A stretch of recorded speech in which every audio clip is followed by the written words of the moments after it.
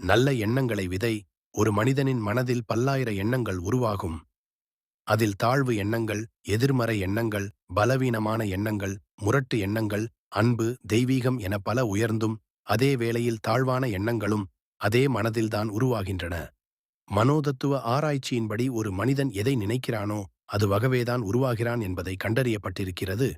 இதைத்தான் நம் முன்னோர்கள் விதைப்பதே விளையும் என்றார்கள்.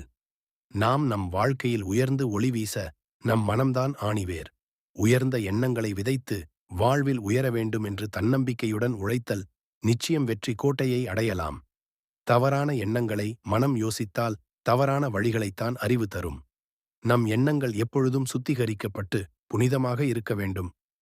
எண்ணெய் சுத்திகரிக்கப்பட்டிருந்தால் ஆரோக்கியத்திற்கு நல்லது. எண்ணம் சுத்திகரிக்கப்பட்டிருந்தால் வாழ்விற்கு நல்லது. நீங்கள் ஒவ்வொருவரும் இரவும் பகலும் ஓடி ஓடி வேலை செய்து சொத்து, மட மாளிகை, புது மாடலான வண்டி வாகனங்கள், பொன்பொருள் என வாழ்க்கையில் சேர்த்துக் கொண்டிருக்கிறீர்கள். நிலம் உள்ளவர்கள் நிலத்தை சுத்தம் செய்து உரமிட்டு நீர் பாய்ச்சி பயிரிடுகிறார்கள்.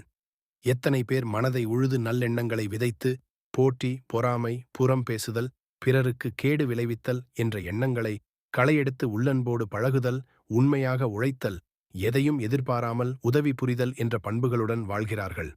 இப்படி வாழக்கூடியவர்கள் வாழ்க்கையில் எப்போதும் சந்தோஷமாகவும் உற்சாகத்துடனும் வாழ கற்றுக்கொள்கிறார்கள். எண்ணம் அணுகுண்டை விட ஆற்றல் உள்ளது என்று கூறினால் எத்தனை பேர் நம்புவீர்கள்? ஏனென்றால் அணுகுண்டை செய்யக்கூடிய ஆற்றல் உருவானதே எண்ணத்திலிருந்துதானே.